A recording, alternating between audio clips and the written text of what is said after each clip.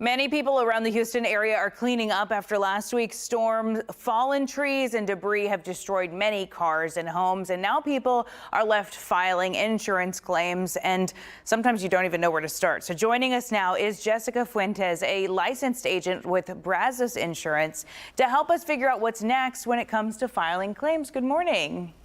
Good morning. How are you? Good. So first of all, most of us are probably pretty confident that we've got insurance for our cars or for our homes. Maybe some people aren't really sure if homeowners insurance would cover for a natural disaster, or do we need special insurance for a natural disaster? What's the answer? So most standard home insurance in Texas is going to include both your standard home insurance and wind and hail coverage, with the exception of a certain area on the coastal region of Southeast Texas where they do have to separate those coverages. So you would know that you need two different policies if you live in that area. Okay.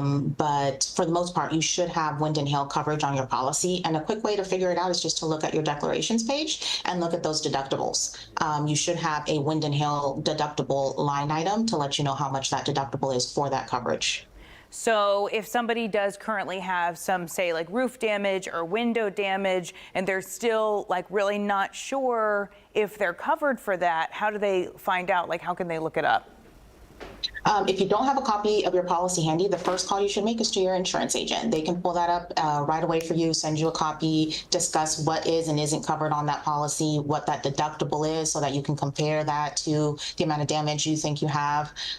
So that would be the first call that I would make, is to your insurance agent, and then ask all of those what if questions. You know, is this covered? Is that covered? And then, of course, your deductible is the number one thing. Yeah, I'm sure a lot of people don't necessarily keep their policy handy all the time. I mean, you just don't even really realize that this could happen as quickly as it did for us last Thursday. And then, you know, when it does happen to you, it's really stressful and overwhelming. A lot of people don't know where to start. So what would be like the checklist that you suggest getting ready? I mean, get the phone number to your insurance company. What else do we need to have on hand when we make that phone call? Any photos, videos that you may have taken as the damage happened when you surveyed your property, you want to have all of that handy. Of course, your policy, because you want to be able to follow along on what coverages and what the limits are for each coverage. And then once you have all that information, you can go ahead and call it in. If the insurance then denies the claim, is there something you can do to then appeal that if you think that they really should be covering it? Yeah, you can always ask for a second opinion. There's always an appeal process that you can go through with that claim. So make sure you ask your claims adjuster what that process is like, so that you know if you have to submit, a new claim or additional information, or take it to, another department. There's always a process for that, yes.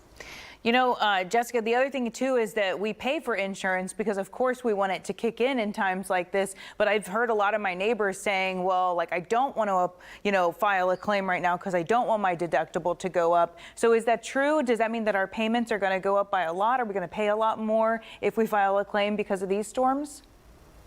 Well, rates are going up regardless. So I wouldn't say that that's the number one reason that you should use to not file a claim.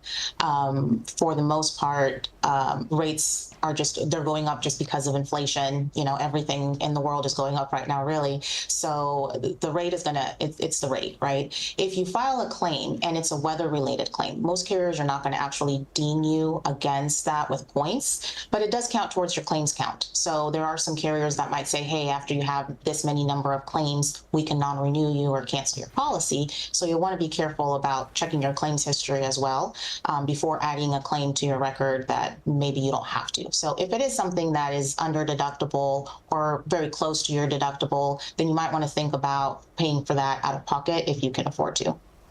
That is a very good tip. So it really is worth weighing whether or not it's wise to file a claim. Yes, 100%. And that's why I think it's a great call to call your agent first, because you can discuss this with your agent without even opening a claim.